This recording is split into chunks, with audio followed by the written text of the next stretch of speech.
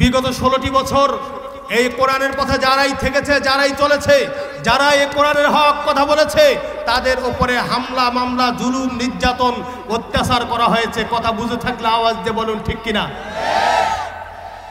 মনে রাখবেন, রংপুর বিভাগের মুসলমান ইসলামী আন্দোলনের নেতা কর্মীরা সহ বাংলার জমিনে যারা এই কোরআনের হক কথা বলেছে, এই কোরআনের হক পথে যারাই চলেছে, এই ফ্যাসিস্ট খুনি আওয়ামী খুনি সরকার ওই আলেম ওলামাদেরকে, ইসলামিক স্কলারদেরকে মিথ্যা মামলা দিয়ে, হামলা দিয়ে আমার বন্ধুগণ জালেমের কারাগারে বন্দী করে রেখেছিল। মনে রাখবেন, রংপুরে মুসলমান যতই হামলা, মামলা আর নির্যাতন করুক না কেন, ওই সমস্ত ইসলামী আন্দোলনের নেতাকর্মীগুলো এই দেশ থেকে পালিয়ে যায় নাই, কোরআন আর ইসলাম থেকে দূরে সরে যায় নাই। এতদিন যারা কোরআন আর আলিম ইসলামের উপরে নির্যাতন চালিয়েছে, এমন একটা সময় এসেছিল 5ই আগস্টে তারাই বাংলার জমিন ছেড়ে পালিয়ে গিয়েছে। মুসলমান আওয়াজ দিয়ে কথা বলেন, কথা ঠিক কিনা। মনে রাখবেন, কোরআনের পথে ছিলাম, কোরআনের পথে আছি, মৃত্যু পর্যন্ত এই কোরআনের পথে থাকবো। কারণ আগুন পারে নাই হযরতে ইব্রাহিম আলাইহিস সালামকে পোড়াতে, ভয়ঙ্কর মাছ পারে নাই হযরতে ইউনূস আলাইহিস সালামকে হজম করতে, বিশাল নদী পারে নাই হযরতে মূসা আলাইহিস সালামকে ডুবাতে, তীক্ষ্ণ ছুরি পারে নাই হযরতে ইসমাঈল আলাইহিস সালামকে জবাহ করতে। আল্লাহকে যারা ভালোবাসে, আল্লাহর দ্বীনকে যারা ভালোবাসে, কোরআনকে যারা ভালোবাসে, ইসলামকে যারা ভালোবাসে, ইসলামী আন্দোলনকে যারা ভালোবাসে, কোরআনের রাজ কায়েম হোক এটা যারা চায়, রংপুরের মুসলমান মনে রাখবেন, তাদেরকে যতই হামলা, মামলা, জুলুম, নির্যাতন, অত্যাচারের শিকার করা হোক না কেন, তারাই কোরআনের জন্য হামলা, মামলা, জুলুম, নির্যাতনের শিকার হতে রাজি আছে। এই কোরআনের জন্য যদি আপনাকে আমাকে স্ত্রীকে বিধবা বানাতে হয়, স্ত্রীকে বিধবা বানাতে রাজি আছি।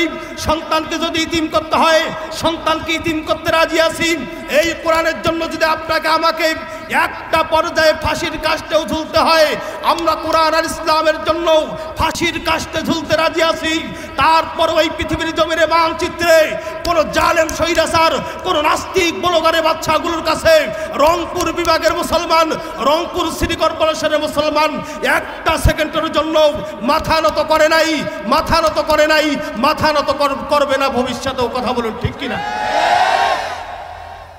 জোরে আওয়াজ দিয়ে বলুন ঠিক কিনা। আমরা কোরআনের পথে ছিলাম, কোরআনের পথে আসি, মৃত্যু পর্যন্ত এই কোরআনের পথে থাকবো। আওয়াজ দিয়ে কথা বলুন ঠিক কিনা। আমার ভাইয়েরা, রংপুর সিটি কর্পোরেশনের মুসলমান, কি বলতে চাচ্ছি ভাইজান, এমন মাইক এখনই তো বলা চলে না। আল্লাহ রাব্বুল আলামিন আপনার আমার কলিজার টুকরা নবী বিশ্ব নবীর উপরে যে কোরআন নাজিল করেছেন, একটু গভীর মনোযোগ দিবেন, একটু প্লিজ ওই দিকে তাকাইন না, একটু আমার দিকে তাকান ভাইজান।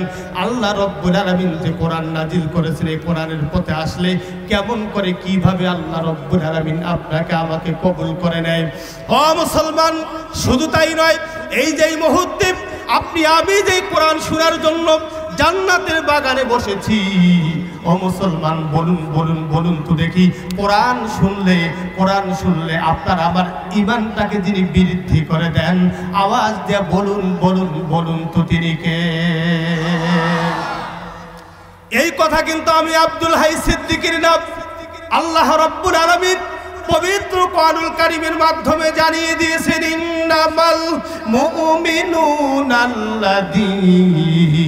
ইযা যুকিরাল্লাহু ওয়াজিলাত কুলুবুহুম ওয়া ইযা তুলিয়াত আলাইহিম আয়াতুহু যাদাতুহুম ঈমানাও ওয়া আলা রাব্বিহিম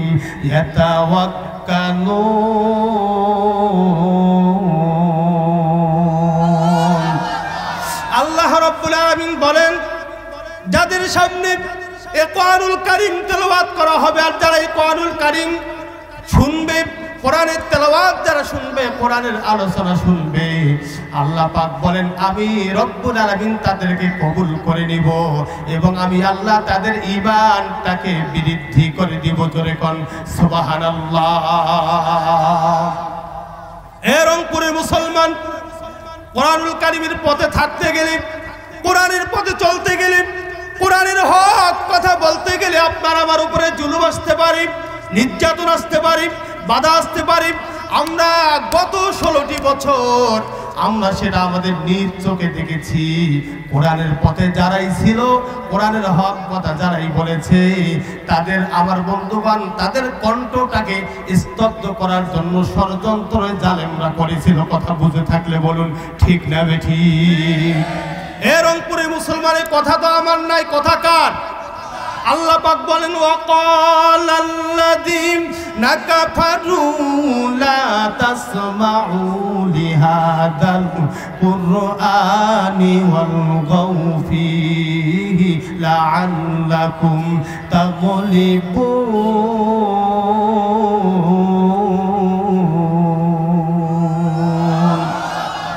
আল্লাহ পাক বলেন যারা জালিম, যারা কাফের, তাদের টার্গেট হলো কোরআনের তেলাওয়াত যেখানে হবে, কোরআনের আলোচনা যেখানে হবে।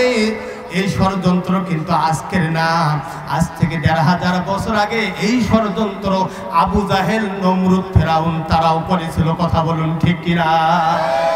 আবু জাহেল এই কথা তার দল বাহিনী, গুন্ডা বাহিনীদেরকে বলতো, আমার ভাতিজা আব্দুল্লাহর বেটা মুহাম্মদ যেখানে কোরআনের আলোচনা করবে, কোরআনের তেলাওয়াত করবে, তোমরা বসে থাকবা না। ও আমার গুন্ডা বাহিনীরা তোমরা সেখানে গিয়ে তাদের উপরে হট্টগোল করবে, হামলা করবে, মামলা দিবে, যাতে করে তারা যেন কোরআনের সমাজ, কোরআনের রাষ্ট্র যেন কায়েম করতে না পারে। কথা বলুন ঠিক কিনা?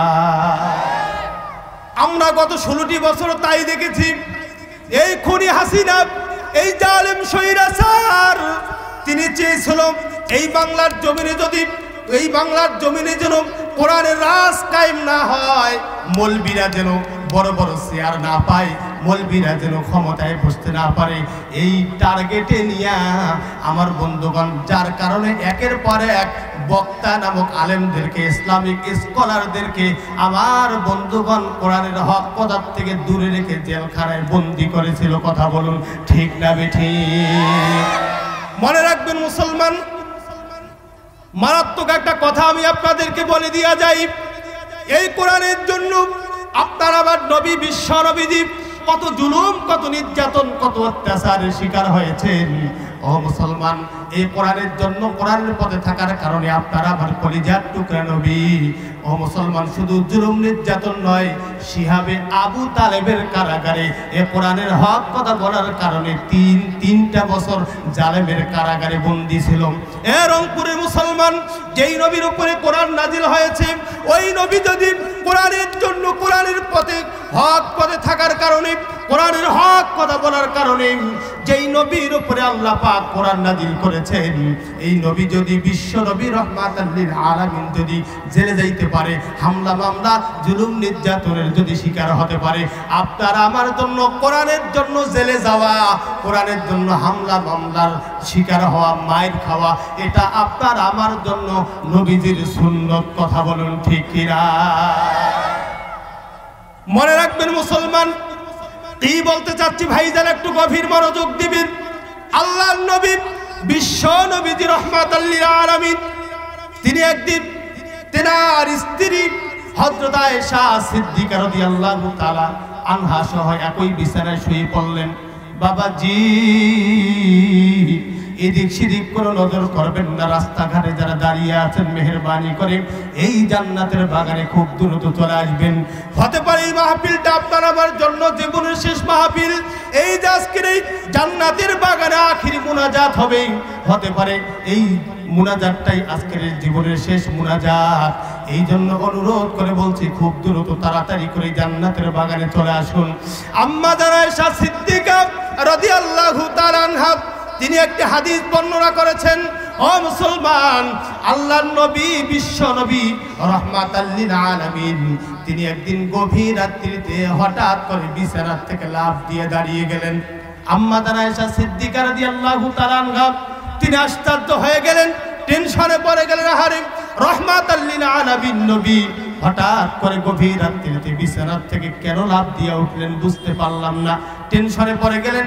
হযরত আয়েশা সিদ্দিকা রাদিয়াল্লাহু তাআলা আনহা নবীজিকে ডাক দিয়ে বললেন, ইয়া রাসূলুল্লাহ, ইয়া হাবিবাল্লাহ, ও নবীজি, আমি একটা কথা আপনাকে বলতে চাই। একই বিছানায় আপনি আমি গভীর রজনীতে শুয়ে পড়লাম, কিন্তু আপনি হঠাৎ করে বিছানার থেকে লাফ দিয়ে দাঁড়িয়ে গেলেন। বুঝতে পারলাম না বিষয়টা কেন দাঁড়িয়ে গেলেন। এ রংপুর বিভাগের ভাইরা, ঈমান নামক দৌলত যাদের কলিজায় আছে, কোরআন আর ইসলামের ভালোবাসা, আল্লাহর ভালোবাসা, নবীর ভালোবাসা যাদের কলিজায় আছে, একটু প্লিজ দিলটা নরম করে দিয়ে কথাগুলো শুনবেন। আল্লাহর নবী বিশ্ব নবীকে ডাক দিয়া বললেন, নবী গো, আপনি কেন গভীর রাত্রিতে আপনি বিছানার থেকে লাফ দিয়ে দাঁড়িয়ে গেলেন? এই প্রশ্ন করার পরে আল্লাহর নবী বিশ্ব নবীজির দু চোখ দিয়ে যেন ঝর্ণার মতো পানি বের হতে লাগলো। নবীজি আবার রহমাতাল লিল আলামিন নবী ডাক দিয়ে বললেন, ওরে আয়েশা, তুমি জানো না এই গভীর রজনীতে আমি কেন বিছানার থেকে লাফ দিয়ে দাঁড়িয়ে গেলাম? তোমাকে মারাত্মক একটা কথা আমি বলে দিয়ে যাই। আম্মা জান আয়েশা সিদ্দিকা রাদিয়াল্লাহু তাআলা আনহা ডাক দিয়ে বললেন, নবী গো, এই কথাটা শোনার জন্য আমি বড় অপেক্ষমান হয়ে আছি। নবীজি যত দ্রুত পারেন কথাটা বলে দেন। আল্লাহর নবী বিশ্ব নবী রহমাতাল লিল আলামিন ডাক দিয়া বললেন, ওরে আয়েশা, তুমি জানো না গভীর রজনীতে তুমি আয়েশা সহ একই বিছানায় যখন আমরা শুয়ে পড়লাম, এমন সময় জিবরাইল আলাইহিস সালাতু ওয়াস সালাম আমার কানে কানে এসে মেসেজ দিয়ে গেলেন, নবী গো, আপনার অসংখ্য উম্মত কিয়ামতের দিনে জাহান্নামের দিকে চলে যাবে, আর আপনি নবীজি কেমনে ঘুমায় থাকেন গো নবীজি? এ মুসলমান, মারাত্মক একটা কথা বলে দিয়া যাই। আল্লাহর নবী বিশ্ব নবীজি এই কথাটা শোনার পরে আর একটা সেকেন্ড বিছানার মধ্যে পিঠ লাগাইতে পারেন নাই। বাবাজি, মঞ্চে অসংখ্য আলেম ওলামা বসে আছে। আমি বন্ধুবান যা বলবো কোরআন তো হাদিস থেকে রিসার্চ করা দুই চারটা কথা আমি আপনাদেরকে বলে দিয়ে যাব, কারণ পাশে আমার এই যে ওস্তাদ বসে আছে, আমার ভাইরা গভীর মনোযোগ দিয়ে একটু আকর্ষণ করবেন। আল্লাহর নবী বিশ্ব নবীজি ডাক দিয়ে বললেন, ওরে আয়েশা, তুমি জানো না এই মুহূর্তে জিবরাইল আলাইহিস সালাতু ওয়াস সালাম আমার কানে এমন একটি মেসেজ দিয়ে গেল, যেই মেসেজটা পাওয়ার পরে, যেই কথাটা শোনার পরে আর একটা সেকেন্ড আমি গভীর রজনীতে বিছানায় থাকতে পারলাম না। এ রংপুরের মুসলমান, আল্লাহর নবী বিশ্ব নবীজি ডাক দিয়ে বললেন, ওরে আয়েশা, কঠিন কিয়ামতের দিনে আমি বিশ্ব নবী রহমাতাল লিল আলামিনের চোখের সামনে দিয়ে আমার অসংখ্য উম্মতগুলো জাহান্নামের দিকে চলে যাবে, আমি রহমাতাল লিল আলামিন নবী কেমন করে সহ্য করব? ও আয়েশা, আল্লাহ রাব্বুল আলামিন আমাকে আপনি বিশ্ববাসীর জন্য রহমত করে বরকত করে পাঠিয়ে দিয়েছেন। রহমতের নবী, বরকতের নবী হওয়ার পরও আমার উম্মতগুলো আমার আল্লাহর জাহান্নামের দিকে চলে যাবে, আমি কেমনে এটা মেনে নিতে পারি? আল্লাহ পাক বলেন, ওমা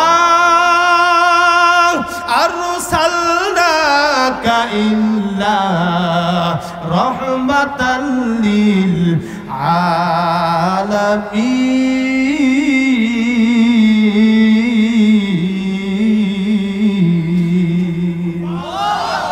আল্লাহ পাক তো কোরআনুল কারীমের মাধ্যমে জানিয়ে দিয়েছেন, ওগো নবীজি, আমি তোমাকে সাধারণ কোনো নবী করে, সাধারণ কোনো পয়গম্বর করে পাঠাই নাই, পুরো বিশ্ববাসীর জন্য তুমি নবীকে আমি আল্লাহ রব্বুল আলামিন রহমত করে পাঠিয়ে দিয়েছি। জোরে কোন সুবহানাল্লাহ, আরো জোরে জোরে বলুন সুবহানাল্লাহ।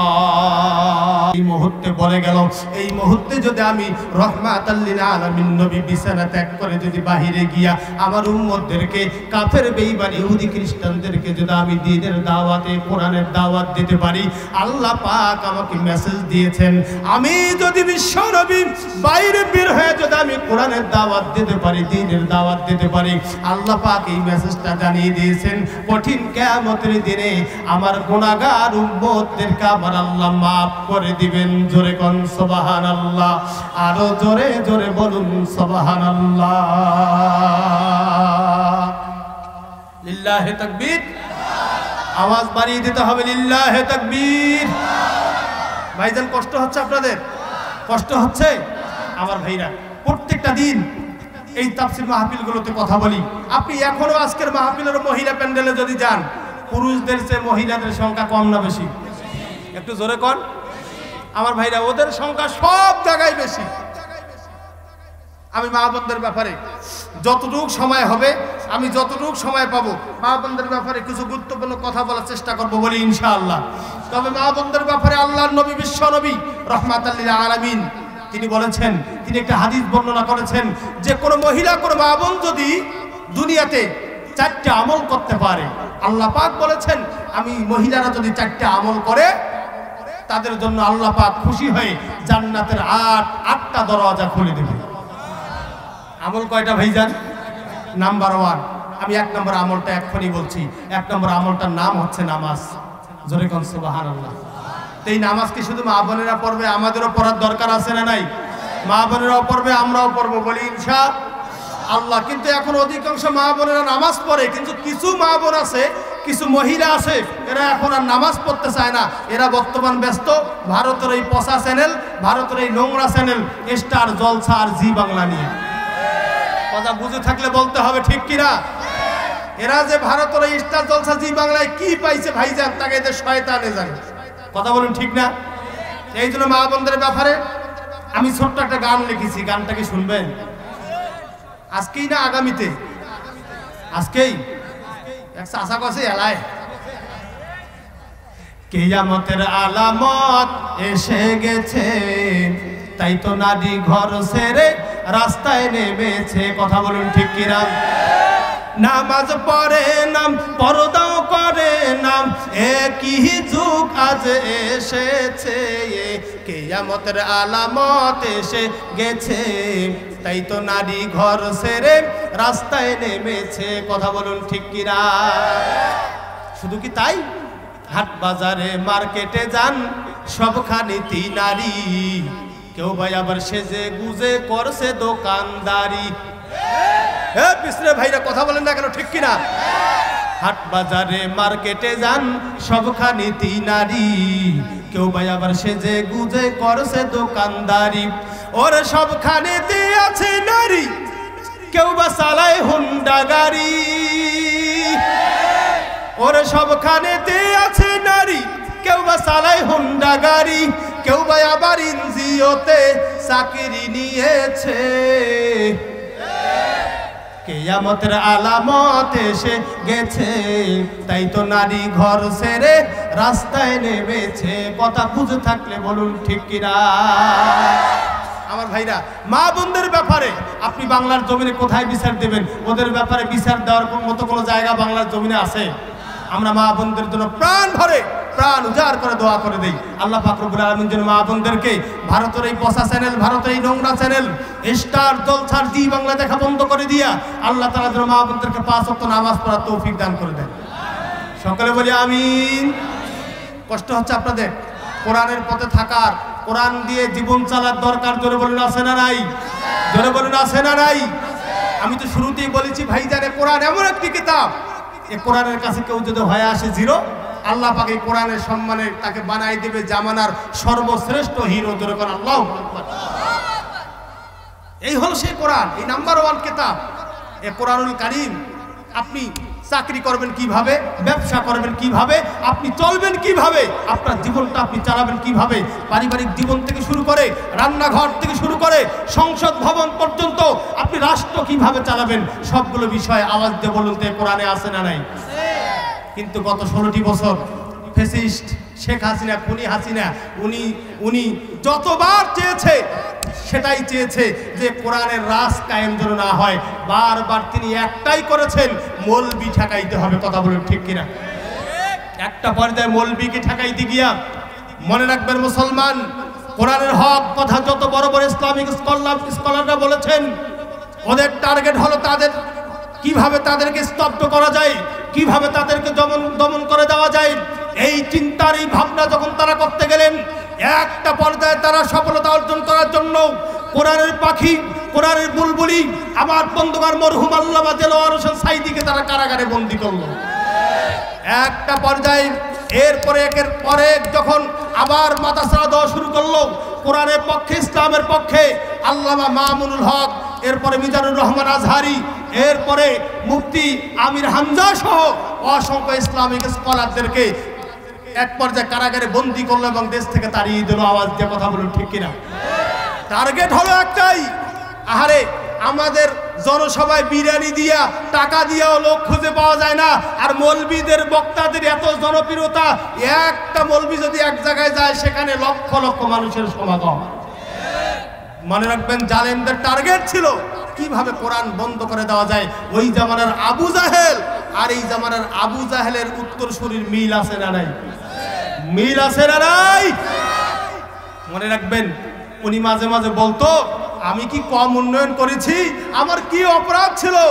আমি বলি, মনে রাখবেন রংপুরের ভাইরা, রংপুরের মুসলমান, আপনি যত কালভার্ট ব্রিজ যত উন্নয়ন করেন না কেন, মনে রাখবেন কোরআন আর ইসলামকে মাইনাস করেন, আলেমদেরকে মাইনাস করেন, মুসলমানদেরকে মাইনাস করেন, পৃথিবীতে কেউ টিকতে পারে নাই। পৃথিবীতে কেউ টিকতে পারে নাই। কিয়ামত পর্যন্ত যত উন্নয়ন করুক না কেন, যারাই আসবে কোরআন আর ইসলাম আলেমদের বিরোধিতা করতে, তারা ওই পৃথিবীর জমিনে টিকতে পারবে না। কথা বলুন ঠিক কিনা? শুধু তাই, এই খুনি হাসিনা আবার মাঝে মাঝে মেসেজ দেয়, আমি কাছেই আছি, আমি শর্ট করে ঢুকে পড়বো।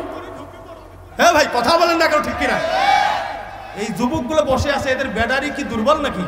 ব্যাটারি যদি এখনই দুর্বল হয়, এরা বিয়ের পরে কি করবে? এরা মাঝে মাঝে বলে যে আমি কাছেই আছি, আমি শর্ট করে ঢুকে পড়বো। আমি আব্দুল হাই সিদ্দিকী বলি, আপনি শর্ট করে আসেন, আমরাও আপনাকে কট করে ধরে ফেলবো। এই যুবক, জোরে আওয়াজ দিয়ে কথা বল, ঠিক কিনা? বুবু আইসো শর্ট করিয়া, আয়না ঘর তোমার জন্য রাখছি গো সাজাইয়া। বুবু আইসো শর্ট করিয়া, আয়না ঘর তোমার জন্য রাখছি গো সাজাইয়া। কথা বলুন ঠিক কিনা? আমরা রিসিপশনে বৈশায় আছি জুতার মালা লইয়া, আমরা রিসিপশনে বৈশায় আছি জুতার মালা লইয়া। আয়না ঘর তোমার জন্য রাখছি গো সাজাইয়া। বুবু আইসো শর্ট করিয়া, আয়না ঘর তোমার জন্য রাখছি গো সাজাইয়া। মুসলমান, আওয়াজ দিয়ে কথা বলুন ঠিক কিনা? আমি বলি, আপনি শর্ট করে আসেন, আমরাও আপনাকে কট করে ধরে ফেলবো। কারণ আপনার সাথে আমাদের অনেক হিসাব নিকাশ বাকি রয়েছে।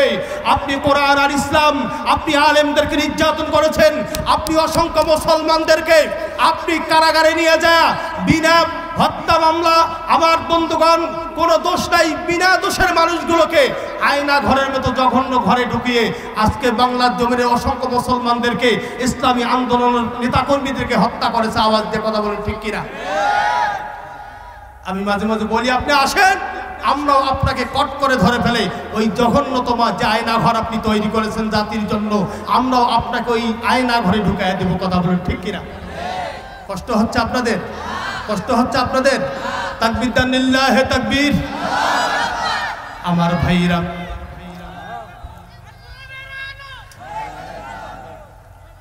আমার ভাইরা, এ রংপুরের মুসলমান, কি বলতে চাচ্ছি ভাইজান, এই কোরআনুল কারীম নামক কিতাবখানা এমন একটা কিতাব, কোরআনের কাছে যারাই আসবে আল্লাহ রব্বুল আলামিন তাদেরকে সম্মানিত করে দিবেন। শুধু তাই নয়, কোরআনুল কারীম দিয়ে যারা জীবন চালাবে, রাষ্ট্র চালাবে, আল্লাহ রব্বুল আলামিন তাদেরকে দুনিয়া এবং আখিরাতে হেফাজত করার দায়িত্ব গ্রহণ করেছেন। জোরে কোন সুবহানাল্লাহ। আল্লাহ রব্বুল আলামিন পবিত্র কোরআনুল কারীমে রেকর্ড করে দিয়েছেন, ইন্না নাহনু নাযালনা যিকরা ওয়া ইন্না লাহু লাহাফিজুন।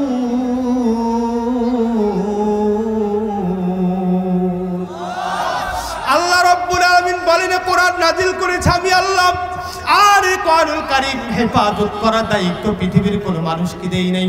এই কোরআনুল কারীম নামক কিতাবখানা হেফাজত করার দায়িত্ব নিয়েছে আমি আল্লাহ। এই কোরআন দিয়ে যারা জীবন চালাবে, কোরআন দিয়ে যারা রাষ্ট্র পরিচালনা করবে, আমি আল্লাহ রব্বুল আলামিন তাদেরকে দুনিয়া এবং আখিরাতে হেফাজত করার দায়িত্ব নিয়ে নিলাম। চিৎকার দিয়া বলুন সুবহানাল্লাহ। এ রংপুরের মুসলমান, পর্দার আলীর মা বোনেরা, এদিক সেদিক কোনো নজর করবেন না, একটু প্লিজ দিলটাকে নরম করে দিয়া কথাগুলো শুনবেন। আপনি কি জানেন এই মুহূর্তে আপনি এমন একটা জান্নাতের বাগানে এসেছেন, এই জান্নাতের বাগানে সবাই আসতে চাইলেও কিন্তু আসতে পারবে? জোরে বলেন না কেন? কবুল করা লাগবে। কবুল করবে কে? কবুলিয়াত লাগবে কার? ও মুসলমান, এই কোরআনুল কারীম নামক কিতাবখানা এটি এমন একটা কিতাব, ও মুসলমান, আপনি যদি আল্লাহর জান্নাতে যেতে চান মরার পরে, এই কোরআনুল কারীমের চরিত্র, কোরআনের আদর্শ আপনার আমার দরকার। জোরে বলুন তো আছে না নাই? আমি তো শুরুতেই বলেছি, এই কোরআনের কাছে যারাই আসবে তাদেরকে যে আল্লাহ পাক সম্মানের উচ্চ মাকাম, সম্মানের উচ্চ স্থান দান করে দিবেন। আমি ছোট্ট একটা কথা যদি আপনাকে বলে দিয়ে যাই, আপনি টের পেয়ে যাবেন আমার ভাইরা। জাপানের 5 জন নাম করা ডাক্তার এই কোরআনুল কারীমের কাছে আত্মসমর্পণ করে কোরআনের পথে এসে তারা আমার বন্ধুগণ ইমানদার হয়ে গেলেন, মুসলমান হয়ে গেলেন। কেমনে হলেন, কিভাবে হলেন, আমি লম্বা কথা বলবো না। জাপানের 5 জন ডাক্তারের কথা বলতে যাব না, আমি একজন ডাক্তারের কথা আপনাদেরকে বলে দিয়া যাই। জাপানের একজন নাম করা ডাক্তার, হঠাৎ করে তিনি একদিন স্ট্রোক করা অবস্থা, আহারে টেনশনে তিনার মাথা কাজ করে না। তিনি আমার বন্ধুগণ টেনশন করতে লাগলেন, আহারে আমি জীবনে কত অপারেশন করেছি, আমি জীবনে কত চিকিৎসা করেছি, আমি এত যোগ্যতা সম্পন্ন একজন ডাক্তার, আমি যতবার গবেষণার চিন্তা করেছি, আমি চিন্তা গবেষণা করে দেখেছি মায়ের পেটের ভেতরে সন্তান কেমনে থাকে, সন্তান কেমনে জীবিত থাকে। আমি একজন নাম করা ডাক্তার, টেনশন করি, গবেষণা করি, আমি যেটা দেখেছি মায়ের পেটের ভেতরে সন্তান কেমনে জিন্দা থাকে, সন্তান কেমনে জীবিত থাকে। মায়ের পেটের ভেতরে সন্তানের নিঃশ্বাস নেওয়ার কোনো কায়দা নাই, কোনো কায়দা নাই। বিনা নিঃশ্বাসে আল্লাহ রব্বুল আলামিন 10 মাস 10 দিন সন্তানকে মায়ের গর্ভে ফেলায় রাখে। জোরে কোন সুবহানাল্লাহ। ইন্না খালাকনাল ইনসানা মিন নুতফাতিন আমশাজিন নাবতালিহি ফাজআলনাহু সামিআম বাসীরা। জোরে বলি আল্লাহু আকবার। তাদের কুদরত দাদি হরসে খাইয়া খুনি, মুর্দারাবে জানে বকশি, জিন্দারাবে জাকুনি। মারহাবা কর। ও মুসলমান, মায়ের পেটের ভিতরে সন্তান কেমনে জীবিত থাকে, সন্তান কেমনে জিন্দা থাকে, এটাকে নিয়ে রিসার্চ আর গবেষণা করতে করতে হঠাৎ করে জাপানের ওই নাম করা ডাক্তার একজন গর্ভবতী মহিলাকে নিয়ে গবেষণা ঘরে ঢুকে পড়লেন। লম্বা কথা আমি লম্বা করবো না, সংক্ষেপ করে বলে দিয়া যাই। জাপানের ওই নাম করা ডাক্তার একজন গর্ভবতী মহিলাকে নিয়ে ওই গবেষণা ঘরে ঢুকে পড়লেন। গবেষণা করতে করতে হঠাৎ করে একদিন ওই মহিলা ডাক দিয়ে বললেন, ডাক্তার, ও doctor, urgent and possible get out, আপনি গেটের বাইরে চলে যান, আমার মন বলতেছে আমি অল্প সময়ের মধ্যে একটা বাচ্চা প্রসব করব। জাপানের ওই নাম করা ডাক্তার একটা পর্যায়ে তিনি লিখেছেন, তিনি বর্ণনা করেছেন, এই কথা যখন মহিলা বলল আর আমি গেটের বাইরে চলে গেলাম, অল্প কয়েক মিনিটের মধ্যে আমি একটা ছোট্ট বাচ্চার কান্নার আওয়াজ পেলাম। এক পর্যায়ে মায়ের পেটের ভিতরে সন্তান কেমনে জীবিত থাকে, সন্তান কেমনে জিন্দা থাকে, এটাকে নিয়ে আর একটা তথ্য আমি উদ্ধার করতে পারলাম না। ওই সন্তান আর মাকে গবেষণা ঘর থেকে বের করে দিয়া আর একটা গর্ভবতী মহিলাকে নিয়ে আমি যখন গবেষণা ঘরে ঢুকে পড়লাম, আহারে কয়েকদিন গবেষণা করলাম। গবেষণা করতে করতে একটা পর্যায়ে মায়ের পেটের ভেতরে সন্তান কেমনে জীবিত থাকে, সন্তান কেমনে জিন্দা থাকে, এটার উপরে দুইটা তথ্য আমি ডাক্তার উদ্ধার করেছি। জোরে কোন সুবহানাল্লাহ, আরো জোরে জোরে বলুন সুবহানাল্লাহ। এ মুসলমান, গভীর মনোযোগ দিবেন। একটা পর্যায়ে ওই জাপানের নাম করা ডাক্তার দুইটা তথ্য যখন উদ্ধার করলেন, এই দুইটা তথ্য উদ্ধার করার পরে তার মাথার টেনশন যেন আরো বেড়ে গেল। এই দুইটা তথ্য কি উদ্ধার করেছেন এটা শোনার দরকার। জোরে বলুন তো আছে না নাই? জোরে বলুন আছে না নাই? এই দুইটা তথ্য না শুনে কি আপনারা চলে যাবেন? কি দুইটা তথ্য? মায়ের পেটের ভেতরে সন্তান কেমনে জীবিত থাকে, সন্তান কেমনে জিন্দা থাকে, এই তথ্য দুইটা শোনার দরকার জোরে বলেন আছে না নাই? আমার ভাইয়েরা, ডাক্তার আর একটা সেকেন্ড দেরি না করে তার কলিজার থেকে সমস্ত পচা মেমোরি গুলো আউট করে দিয়া একটা পর্যায়ে এ কোরআন নামক দৌলত কলিজার মধ্যে তুলে নিয়ে তিনি বাড়ির থেকে বের হয়ে গেলেন, রওনা করলেন। একটা পর্যায়ে যাইতে যাইতে তিনি দেখতে পারলেন রাস্তার মধ্য দিয়ে একজন মৌলবি সাহেব, একজন হুজুর মানুষ মসজিদের দিকে যাচ্ছে। কে যাচ্ছে ভাইজান? উনি একজন মসজিদের মুয়াজ্জিন। আপনারা বুঝে থাকলে বলুন তো, মুয়াজ্জিন সাহেবের মসজিদে ঢোকার পরে কি কাজ? হ্যাঁ ভাই, কি কাজ? মুয়াজ্জিন সাহেবের কাজ হলো আজান দেওয়া। এখন তো বাংলাদেশের মুসলমান যখন আজান হয় মসজিদের মধ্যে, দেখেন তখনও অনেক মুসলমান আছে, কপাল পরা মুসলমান, টেলিভিশনের সাউন্ড অফ করে না, টেলিভিশন বন্ধ করে না, যুবকদের কানে হেডফোন থাকে, ইয়ারফোন থাকে, ঝাঁকা নাচা ঝাঁকা ঝাঁকা নাচ দেখে। আজান হচ্ছে মসজিদে, তারপর কান থেকে হেডফোন খোলে না। এরকম যুবক কপাল পরা আছে না নাই? ডাক্তার দেখলেন হুজুর মানুষ মসজিদের দিকে যাচ্ছেন, দেখলেন তিনি বর্ণনা করেছেন, আমি দেখলাম হুজুর মসজিদে গিয়া মাইকেল সুইচটা অন করে দিলেন। দেওয়ার পরে মুয়াজ্জিন সাহেবের কাজ কি? আল্লাহু আকবার, আল্লাহু আকবার, আল্লাহু আকবার,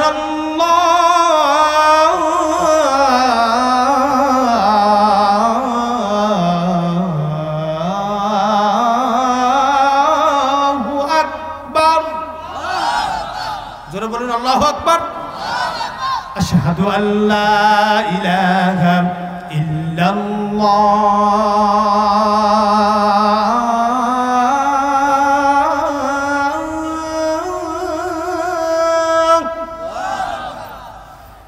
আশহাদু আল্লা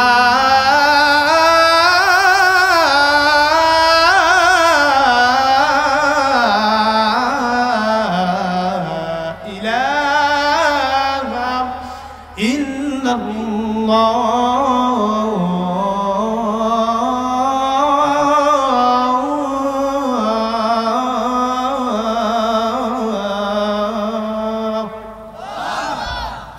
আজানের ধ্বনি ভালো লাগে কি লাগে না ভাইজান? জাপানের নাম করা ডাক্তার তিনি লিখেছেন, তিনি বর্ণনা করেছেন, আমি দেখলাম মসজিদের মধ্যে ঢুকলেন, ঢুকার পরে এভাবে আজান দিলেন। আজানের পরে দলে দলে মুসল্লিরা মসজিদে গেলেন। আমি ডাক্তার দেখেছি মায়ের পেটের ভেতরে সন্তান কেমনে জিন্দা থাকে।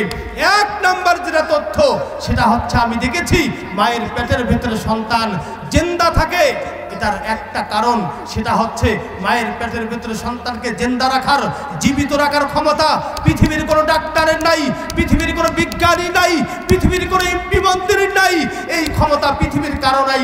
মায়ের পেটের ভেতরে 10 মাস 10 দিন বিনা নিঃশ্বাসে, বিনা কায়দায় আল্লাহ পাক সন্তানকে গর্ভের ভিতরে রাখেন যিনি, বলুন তিনি কে? ডাক্তার গবেষণা করেছেন, আমি দেখেছি মায়ের পেটের ভেতরে নিঃশ্বাস নেওয়ার কোনো কায়দা। এটা হলো এক নম্বর তথ্য। আমার ভাইয়েরা, কি বলতে যাচ্ছি ভাইজান, একটু গভীর মনোযোগ দিবেন। লম্বা ঘটনা আমি সংক্ষেপ করে দিচ্ছি বোঝানোর জন্য। জাপানের ওই নাম করা ডাক্তার একটা পর্যায়ে তিনি একটা পিলারের আড়ালে দাঁড়িয়ে থাকলেন। দাঁড়িয়ে দাঁড়িয়ে দেখলেন দলে দলে মুসল্লিরা মসজিদে ঢুকলো। টাকাওয়ালা, জমিওয়ালা, লাখপতি, কোটিপতি, ব্যবসায়ী, চাকরিজীবী সবাই মসজিদের মধ্যে ঢুকে আমার বন্ধুবান সবাই নামাজের মধ্যে দাঁড়িয়ে গেল। নামাজ পড়তেছে, রুকু করে, সেজদা করে।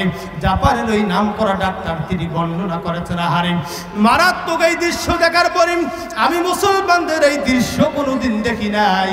এই দৃশ্যটা দেখার পরে আমার মাথা যেন কাজ করে না। আহারে আমার টেনশন যেন বেড়ে গেল। আমার মন চাচ্ছে যত দ্রুত পারি কোরআন নামক দৌলত যেন আমার কলিজায় আমি তুলে নেই। জোরে কোন সুবহানাল্লাহ। রংপুরে মুসলমান জাপানের এই নাম করা ডাক্তার আর একটা সেকেন্ড দেরি না করে তিনি চিৎকার দিতে লাগলেন, আহারে এই যে 2 নাম্বার তথ্য আমি পেলাম, দুই নম্বর তত্ত্বটা হলো আমি দেখলাম মুসলমানেরা মসজিদের মধ্যে ঢুকলো, নামাজে দাঁড়াইলো, রুকু করলো, একটা আমি দেখলাম টাকাওয়ালা মানুষ, জমিওয়ালা মানুষ, চাকরিজীবী মানুষ, পৃথিবীর কোনো অভাব নাই। আমি ডাক্তার লক্ষ্য করে দেখেছি টাকাওয়ালা মানুষগুলো পর্যন্ত সেজদায় পরে আল্লাহর কাছে মাথা নত করলো। আমি এই দৃশ্য দেখার পরে আমার ডাক্তারের টেনশন ধরে বেড়ে গেল, মাথা যেন কাজ করে না। ডাক্তার বলেছেন দুই নম্বর তথ্যটা আমি যেটা উদ্ধার করেছি, এই দুই নম্বর তথ্যটা হলো মায়ের গর্ভের ভেতরে সন্তান যে 10 মাস 10 দিন থাকে, সন্তান 10 মাস 10 দিন যে থাকে, দুই নম্বর তথ্য আমি যেটা দেখেছি মুসলমানেরা পৃথিবীতে আসার পরে সেজদায় যখন পড়ে যায়, মসজিদে গিয়ে নামাজে দাঁড়িয়ে যখন সেজদায় পড়ে যায়, আহারে 3.5 হাত একটা দেহ আর বডিওয়ালা মানুষ সেজদার মধ্যে যখন লুটিয়ে পড়ে, আমি ডাক্তার গবেষণা করে দেখেছি মায়ের গর্ভে যে সন্তান 10 মাস 10 দিন জীবিত থাকে, আমি ডাক্তার গবেষণা করে দেখেছি 10 মাস 10 দিন মায়ের পেটের ভিতরে আল্লাহ রব্বুল আলামিন দয়া করে মায়া করে সন্তানদেরকে একটা পর্যায়ে মানুষ দুনিয়াতে যেমনি করে সেজদা দেয়, সেজদার হালতে 10 মাস 10 দিন আল্লাহ পাক সন্তানদেরকে মায়ের গর্ভে ফেলায়া রাখে। জোরে কোন সুবহানাল্লাহ, আরো জোরে জোরে বলুন সুবহানাল্লাহ। এ মুসলমান গভীর মনোযোগ দিবেন। আল্লাহ রাব্বুল আলামিন কোরআনুল কারীমের ভিতরে এত আকর্ষণ দিয়েছেন, আপনারা বলুন তো কোরআনের আকর্ষণ জোরে বলুন আছে না নাই? আমার ভাইরা, আপনি পৃথিবীর জমিনে আপনি মমতাজ আপার ঝাঁকানাকা ওই ড্যান্স ওই গান যতবারই শোনেন না কেন, একটা গান যদি আমার দেশে ভাইরাল হয়ে যায়, ওই গানটা ভাইরাল হলে সর্বোচ্চ 1 সপ্তাহ হওয়ার 1টা মাস চলে, এরপরে ওই আকর্ষণ কিন্তু থাকে না। কিন্তু বলুন তো আজ থেকে 1500 বছর আগে আল্লাহ রব্বুল আলামিন আপনার আমার জন্য, আপনার আমার হেদায়েতের জন্য, আপনার আমার মুক্তির জন্য, আপনার আমার নাজাতের জন্য আল্লাহ রব্বুল আলামিন আপনার আমার কলিজার টুকরা নবী বিশ্ব নবীর উপরে দয়া করে মায়া করে যে কোরআন নাজিল করেছেন, বলুন তো কোরআনের আকর্ষণ এখনো পর্যন্ত আছে না? না, আপনি ফাটিয়া যায় ওই গান আপনি যতই শোনেন না কেন, দেখবেন ওটার মজা, ওটার আকর্ষণ কয়েকদিন, তাও আবার ওইটা কাদেরকে ভালো লাগবে? ঈমান নামক দৌলত যাদের কলিজায় নাই। কথা বলুন ঠিক কিনা? কিন্তু মনে রাখবেন মুসলমান, ঈমান নামক দৌলত যাদের কলিজায় আছে, মমতাজ তো দূরের কথা, ও মুসলমান যত বড় বড় শিল্পী নায়ক আর গায়ক হোক না কেন, কোরআন যার সিনায় আছে, মনে রাখবেন তাদেরকে পৃথিবীর কোনো নাচ গান, পৃথিবীর কোনো গায়ক, কোনো শিল্পী, কোনো খেলোয়াড়ের আকর্ষণ তারা হতে পারে না। কথা বলুন ঠিক কিনা? বাংলাদেশে কিছু যুবক দেখবেন ওই ক্রিকেটার সাকিবের ভক্ত, সাকিব খানের ভক্ত, ইমন খানের ভক্ত, মমতাজের ভক্ত, নেইমারের ভক্ত, মেসির ভক্ত। কথা বলুন কথা ঠিক কিনা?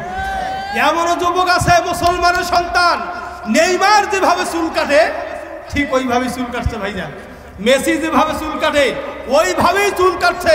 তার মানে বুঝাইছে আমি বিশ্ব নবীর সৈনিক নই, আমি হলাম নেইমারের উত্তরসূরি আর মেসির উত্তরসূরি। কথা বলুন ঠিক কিনা? কষ্ট হচ্ছে ভাইজান আপনাদের? আমার ভাইরা, ও মুসলমান, এই কোরআন আপনি যতই শুনবেন ততই মজা লাগবে। আল্লাহর নবী বিশ্ব নবীজি রাহমাতাল লিল আলামিন একটা পর্যায়ে ওই যে বিছানার থেকে লাফ দিয়ে দাঁড়িয়ে উঠলেন কোরআনের দাওয়াত কোরআনের দাওয়াত দেওয়ার জন্য। কথাটা কি আপনাদের মনে আছে?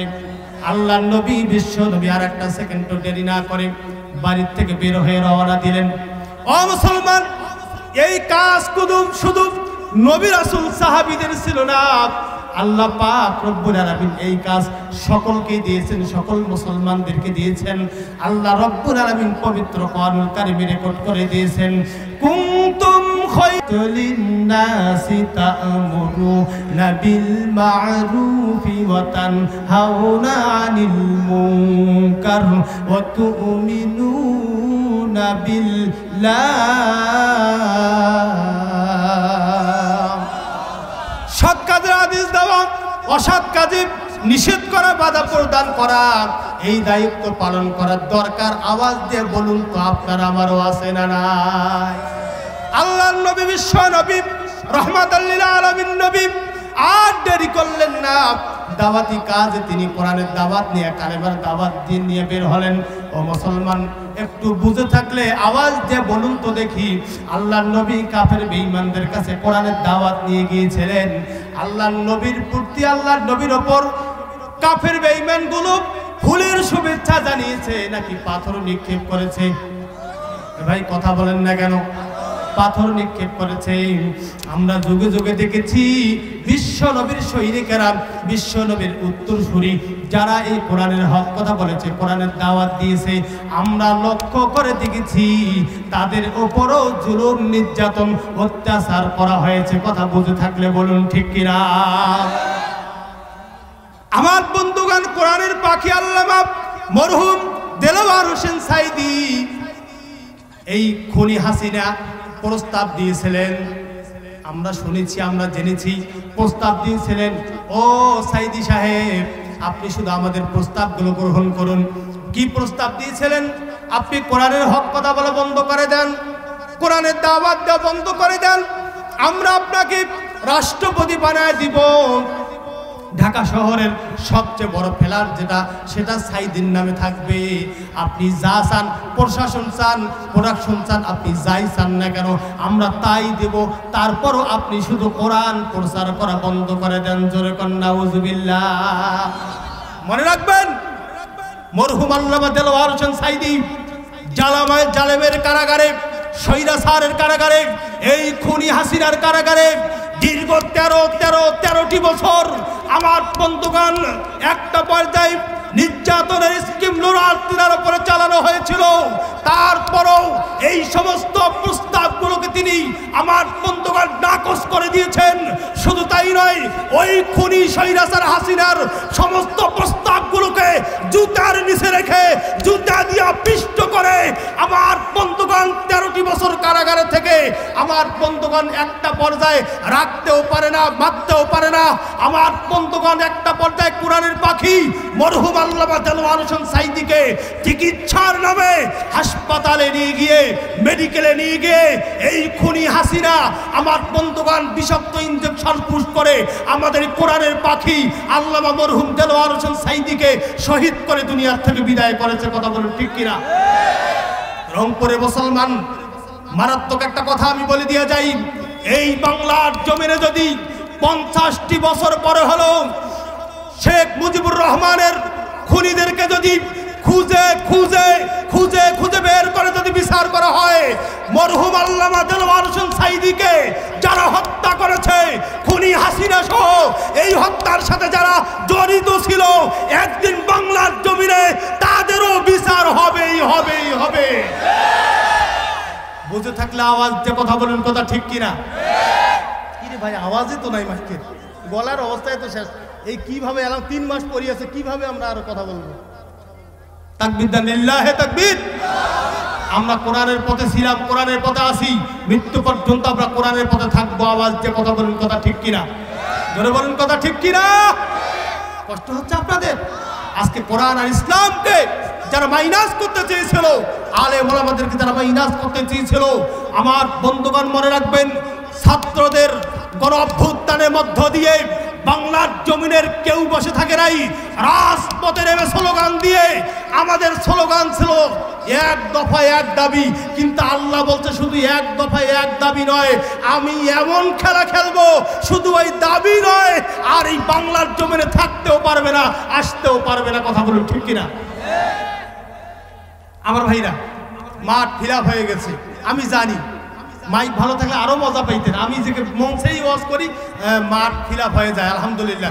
আসুন মেহরবানি করে একটু ফাঁকা জায়গা পূরণ করে নেই, আর একটু সামনের দিকে এগিয়ে আসি। স্বেচ্ছাসেবকদেরকে বলছি, রাস্তায় যারা আছে একটু মেহরবানি করে পাঠিয়ে দেন। ভাইজান কেউ উঠবেন না, যদি এই ঝোঁকে কেউ উঠে চলে যান, আল্লাহর এই যে আল্লাহর কোরআন হক কথা শোনার পরে আপনি যদি উঠে চলে যান, আল্লাহর কোরআন কিয়ামতের দিন আপনার বিরুদ্ধে মামলা দিবে। কথা বলুন ঠিক কিনা? এখন দেখি কে উঠে যায়। একটু সামনের ফাঁকা জায়গা পূরণ করে নেন। জিকির করি লা ইলাহা, জোরে জোরে, মোহাম্মদ হামিদ হামদ খোদা বাস, কালেমা পড়ি লা ইলাহা। এই যুবক, এই যুবক, এই লাল চাদরওয়ালা যুবক, সিট ডাউন, সিট ডাউন। উঠে গেলে এমন দোয়া করবো জীবনে তোর বিয়ে হবে না বেটা। এমন দোয়া করবো তোর বিয়ে হবে না। আল্লাহর কোরআন শোনার পরে মুসলমান, এটা আমি আব্দুল হাই সিদ্দিকের কথা না, আল্লাহ পাক বলেছেন কোরআনের হক কথা শোনার পরে কেউ যদি জান্নাতের বাগান থেকে উঠে যায়, আল্লাহর কোরআনের ভাষায় ওটা হচ্ছে ভেজাল মুক্ত টাটকা মুনাফিক। কথা বলুন ঠিক কিনা? এই কথা আমার না ভাইজান, আল্লাহ পাক কোরআনে রেকর্ড করে দিয়েছেন, যে আমার ওস্তাদ পাশে বসে আছেন। আল্লাহ পাক বলেন ওয়াইদা কিলা লাহুম তাআলাউ ইলা মা আনজালাল্লাহ, জোরে বলি আল্লাহু আকবার। ওয়া ইলার রাসূলি রাআইতাল মুনাফিকিন,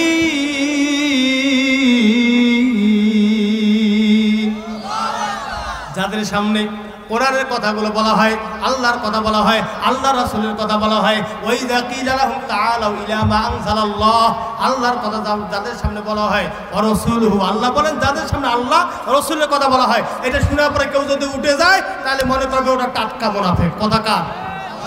আল্লাহর কোরআনের দলিল। এই যে হুজুর বসে আছেন বড় একজন আলেম, এখন তো মনে করেন যে আল্লাহর রহমত আলহামদুলিল্লাহ আল্লাহ এমন ভাবে কবুল করেছে, এখন এই জান্নাতের বাগানে আর ওই জামানার 16টি বছর যারা আমাদের উপর নির্যাতন করেছে, অত্যাচার করেছে, তারা এখন আর এই মঞ্চে উঠার সাহস নাই।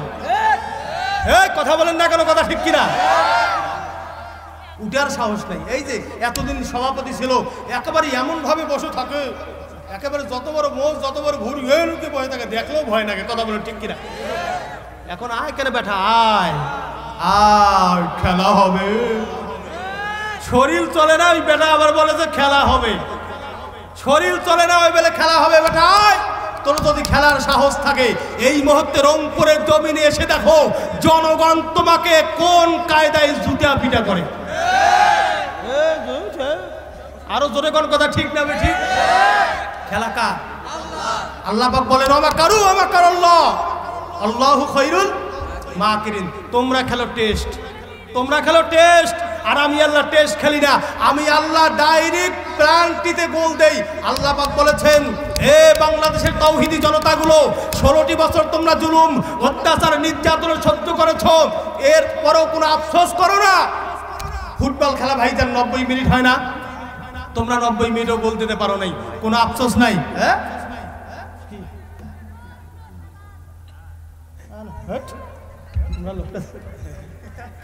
লিল্লাহে তাকবীর, লিল্লাহে তাকবীর। ভাইজান কষ্ট হচ্ছে আপনাদের, কষ্ট হচ্ছে। আল্লাহ পাক বলেন শুনেন ওয়ামাকারু ওয়ামাকারাল্লাহ আল্লাহু খায়রুল মাকিরিন। আল্লাহ পাক বলেন তোমরা খেলো টেস্ট আর আমি ডাইরেক্ট খেলি ফাইনাল। আমি তোমরা যে চেষ্টা করেছো 90 মিনিটে গোল দিতে পারো নাই, আফসোস নাই, টেনশন নাই। মনে রাখবেন এরপরে এক্সট্রা টাইম আছে না নাই? হ্যাঁ মুসলমান, আছে না নাই? এক্সট্রা টাইমে গোল দিতে পারো নাই, কোনো আফসোস নাই, পেনাল্টি আছে না নাই? আল্লাহ বলেন এই দায়িত্বটা আমি নিয়েছি, আল্লাহু খায়রুল মাকিরিন। এই দায়িত্ব আমি নিয়া পেনাল্টিতে গোল দিয়ে বল এমন ধরে কিক করেছি, এই বল আর বাংলাদেশে থাকতে পারে নাই। বল জাল ছেড়ে আউট হয়ে ভারতের দিল্লি ওই মামুর বাড়িতে গিয়ে পড়েছে। রংপুরে মাস তো ওয়াজে বোঝে না, এই কথা বলুন ঠিক কিনা? খেলা কার? আল্লাহ তোমার দরবারেতে হাজার শুকরিয়া, আল্লাহ তোমার দরবারেতে হাজার শুকরিয়া। হাসিনা পালাইছে দেশটা সাদিয়া, সকলের মুখে হাসি আসলো ফিরিয়া। আল্লাহ তোমার দরবারেতে হাজার শুকরিয়া, হাসিনা পালাইছে দেশটা সাদিয়া, সৈরাচার পালাইছে দেশটা সাদিয়া। কথা বলুন ঠিক কিনা? কোথায় আওয়ামী লীগ, কোথায় কাদের কাকা, কোথায় গেল ওই জালেমের গরম গরম কথা? খেলা হবে, খেলা হবে, খেলা হবে, খেলা হবে, খেলা হবে বলে কাকায় গেল পালায়া।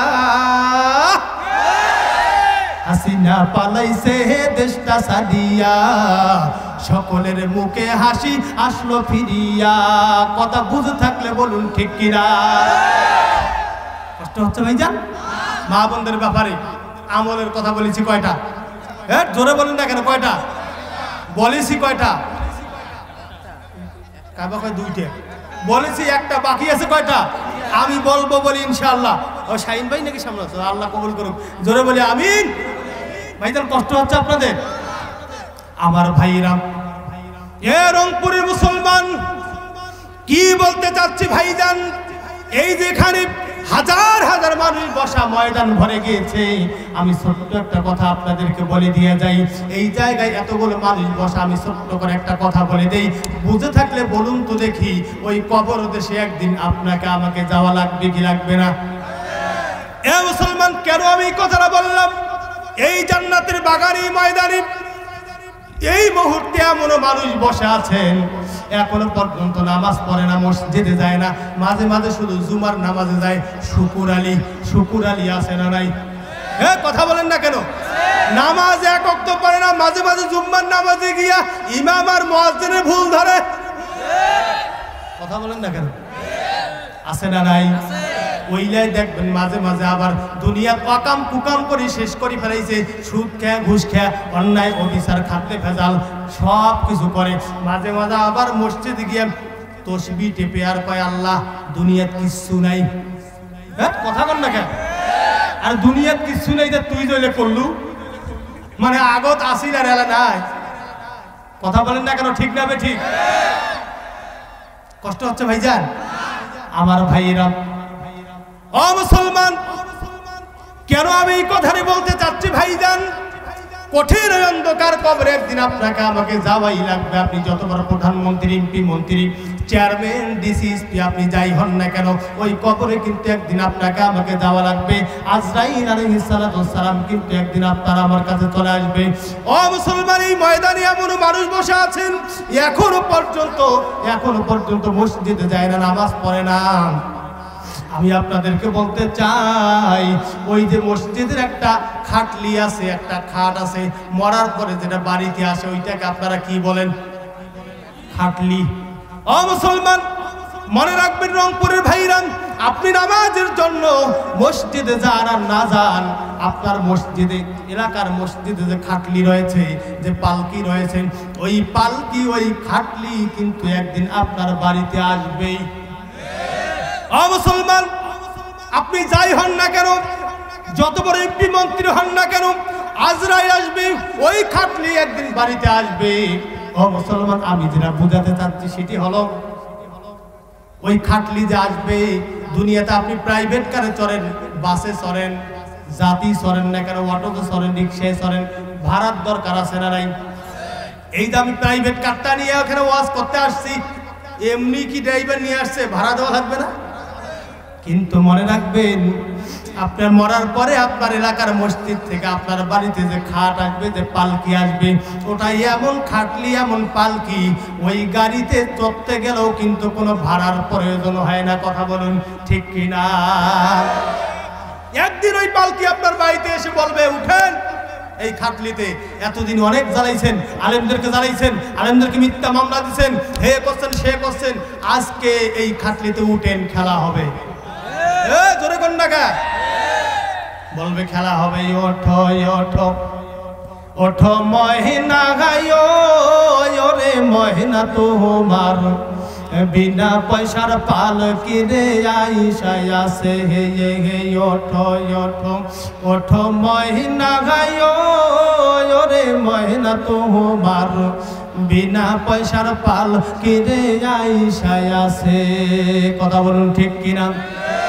পালকি দেখিয়া গায়ো রে হে ময়না, পালকি দেখিয়া গায়ো রে হে ময়না, ঘরের বিবি কাঁদিতায় আছে।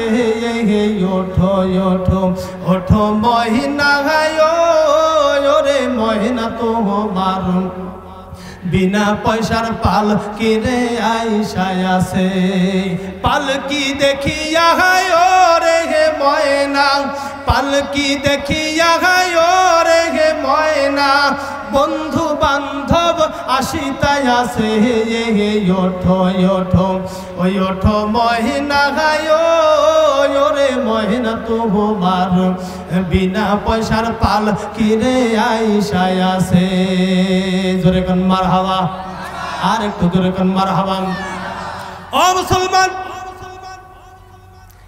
মনে রাখবেন একটি কথা, আপনি যাই হন না কেন একদিন আজরাইল আলাইহিস সালাতু ওয়াস সালাম কিন্তু আপনার আমার কাছে চলে আসবে। ওই দিন কোথায় চলে যাবে আপনার ক্ষমতাগিরি, কোথায় চলে যাবে আপনার তাকাব্বুরি মাতাব্বুরি। ও মুসলমান, আজরাইল যখন আপনার আমার কাছে চলে আসবে আর কোনো ক্ষমতা থাকবে না, সব কিছু ধুলার সাথে ওই দিন মাটির সাথে মিশে যাবে। কথা বুঝে থাকলে আওয়াজ দিয়ে বলুন তো ঠিক না ঠিক? ও মুসলমান, বাংলার জমিনে অনেক, আমি কথাটি কেন বলতে চাচ্ছি, এখানে হাজার হাজার যুবক ভাইদেরকে দেখা যায়। অনেক যুবক ভাই আছে মায়ের সাথে খারাপ আচরণ করে, বাবার সাথে খারাপ আচরণ করে, আছে না নাই? জোরে সাপোর্ট করে, শাহাদত আঙ্গুল উঁচু করে বলে, বলুন তো আছে না নাই? আঙ্গুল উঁচু করে বলেন আছে না নাই? ও মুসলমান, নামাজও পড়ে, হজও করেছে, যাকাতও দেয়, সব কিছুই করে, মসজিদের মধ্যে যখন নামাজে দাঁড়ায়, নামাজে দাঁড়িয়ে কি সুন্দর করে বলে, ইয়্যাকা না'বুদু ওয়া ইয়্যাকা নাস্তাঈন।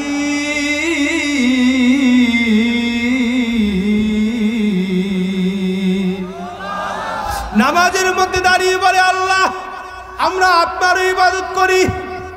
বুঝে থাকলে বলুন তো আমরা ইবাদত করি কার? আমরা গোলামি করি কার? নামাজের মধ্যে বলে, আল্লাহ আমরা আপনার ইবাদত করি, আপনার কাছে সাহায্য প্রার্থনা করি। মসজিদে এই কথা বলে বাইরে বের হয়ে বড় বড় ছাগল নেয়, পাঠা নেয়, গরু নেয়, বাঁশ নেয়, বাঁশ নিয়ে পীরের দরবারে যায়, বাবার দরবারে যায়। এরকম কপাল পরা মুসলমান ধরে বলুন তো আছে না নাই? জীবনে মাকে একটা আপেল কিনে দেয় নাই, 1 কেজি আঙ্গুর, 1 পোয়া আঙ্গুর কিনে দেয় নাই, একটা বেদানা কিনে দেয় নাই। পীরের দরবারে পাটা নিয়ে যায়, ছাগল নিয়ে যায়, আছে না নাই? মনে রাখবেন মুসলমান, মা আর বাবা যদি আপনার প্রতি খুশি থাকে, পৃথিবীর কাউকে লাগবে না, পৃথিবীর কাউকে লাগবে না। আল্লাহ পাক এই জামানা ও জামানা দুজাহানেই আল্লাহ পাক আপনাকে সম্মানিত করবেন। জোরে কোন সুবহানাল্লাহ। কোনো পীরের দরকার নাই, কারো দরকার নাই। মা আর বাবাকে আল্লাহর পরে, আল্লাহ পাক বলেছেন আল্লাহর পরে, আমি আল্লাহর পরে তোমরা মা বাবার খিদমত করো। বলেন আল্লাহু আকবার। আল্লাহ পাক বলেন, ওয়াকাদা রাব্বুকা আল্লা তা'বুদু ইল্লা ইয়্যাহু ওয়া বিল ওয়ালিদাইনি ইহসানা। জোরে বলি আল্লাহু আকবার। আল্লাহ পাক বলেন, আমি আল্লাহর পরে মা বাবার খিদমত করো, মা বাবার সাথে উত্তম আচরণ করো, ভালো ব্যবহার করো, ভালো আচরণ করো। আল্লাহ পাক বলেন, মা বাবার সাথে কখনো খারাপ আচরণ করো না। যদি তুমি মা বাবার সাথে খারাপ আচরণ করো, তোমার মা আর বাবা যদি তোমার উপরে সন্তুষ্ট থাকে, আমি আল্লাহ অসন্তুষ্ট থাকে, আমি আল্লাহ তোমার উপরে অসন্তুষ্ট হয়ে যাব। আল্লাহ পাক বলেন, আমি আল্লাহ যাদের উপরে অসন্তুষ্ট হব, আল্লাহর জান্নাতের দরজা কিন্তু তার জন্য বন্ধ হয়ে যাবে। কথা বলুন ও মুসলমান। এই জন্য মা আর বাবাকে খুশি রাখা দরকার, মা আর বাবার খেদমত করার দরকার। জোরে বলুন তো আছে না নাই? মা বাবার দোয়া, মা বাবার দোয়া, মা বাবার দোয়া বদদোয়া, বদদোয়াও যিনি কবুল করেন, মা বাবার দোয়াও তিনি কবুল করেন। কথা বলুন ঠিক কিনা? ও মুসলমান, ছোট্ট একটা উদাহরণ দেই। মা বাবা কি নিয়ামত, মা বাবা কিরকম একটা নিয়ামত, ছোট্ট একটা উদাহরণ দিলে বুঝতে পারবেন, টের পেয়ে যাবেন। মুসা আলাইহিস সালাতু ওয়াস সালামের জামানার ছোট্ট একটা কথা আমি বলে দিয়া যাই। আল্লাহর নবী মুসা আলাইহিস সালাতু ওয়াস সালাম তিনি একদিন তুর পাহাড়ে আল্লাহর সাথে কথা বলার জন্য, দিদার করার জন্য যাচ্ছেন। বাবাজি দিলটা নরম করে দিয়ে কথাগুলো শুনবেন। মা বাবা কেমন সম্মান, মা বাবার কেমন নিয়ামত। ও মুসলমান, আল্লাহর নবী মুসা রাস্তা দিয়ে তুর পাহাড়ের দিকে যাচ্ছেন। এমন সময় তিনি মারাত্মক একটা দৃশ্য দেখতে পারলেন। কি দৃশ্য দেখলেন? আল্লাহর নবী মুসা আলাইহিস সালাতু ওয়াস সালাম দাঁড়িয়ে দাঁড়িয়ে দেখলেন কিছু রাখাল, কিছু যুবক মাঠের মধ্যে খেলা করে। ভাইজান কি করে? জোরে বলুন কি করে? মাঠের মধ্যে খেলা করতেছে। এমন সময় তিনি দেখতে পারলেন কিছু কিছু সন্তান আর কিছু কিছু যুবকের মা আর বাবা এসে ওই খেলার সন্তানগুলোকে মাঠ থেকে বাড়িতে নিয়ে গেলেন। আল্লাহর নবী মুসা আলাইহিস সালাম দাঁড়িয়ে দাঁড়িয়ে একটা দৃশ্য দেখলেন।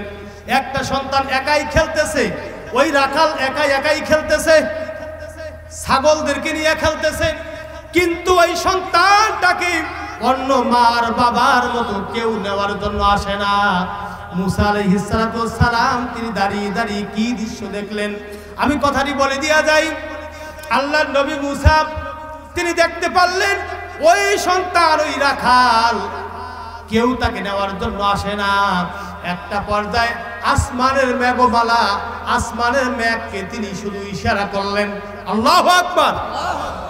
আসমানের মেঘকে ইশারা করলেন, আসমানের মেঘ তার কথা মতো চলে আসলো।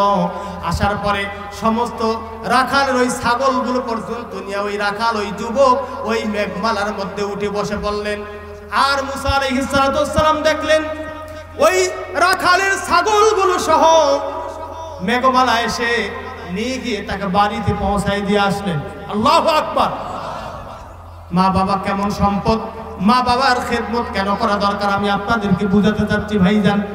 একটা পর্যায়ে মুসা আলাইহিস সালাম আর একটা সেকেন্ড দেরি না করে তুর পাহাড়ে চলে গেলেন। ডাক দিয়ে বললেন, আল্লাহ আজকের সর্বপ্রথম আপনাকে একটা প্রশ্ন করব, রাস্তার মধ্যে আমি একটা মারাত্মক কাহিনী দেখে এসেছি। আল্লাহ বলেন ঠিক আছে করো তো দেখি, প্রশ্ন কি তোমার? মুসা আলাইহিস সালাম ডাক দিয়ে বললেন, আল্লাহ আমি রাস্তার মধ্যে দাঁড়িয়ে থাকলাম আর দেখতে পারলাম কিছু সন্তান, কিছু যুবকগুলো খেলা করে।